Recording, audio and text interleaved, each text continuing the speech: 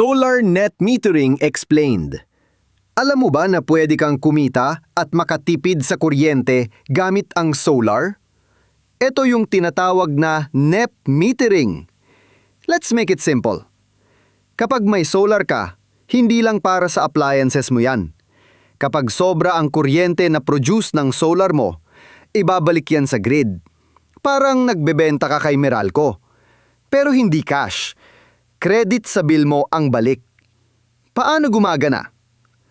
Halimbawa, sa umaga, mataas ang produce ng solar mo, pero konti lang gamit mo. Yung sobra, diretso kay Meralco. Paggabi, wala ng araw, so gagamit ka ng kuryente galing grid. Pero nababawasan na yung babayaran mo dahil sa credits galing sa solar mo. Kung dati 5,000 piso ang bill mo, pwedeng maging 1,500 piso na lang or less, depende sa laki ng system mo. The bigger your solar setup, mas malaki ang credits.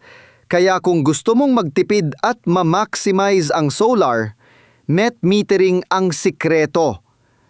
Like and share para mas marami pang makatipid sa kuryente.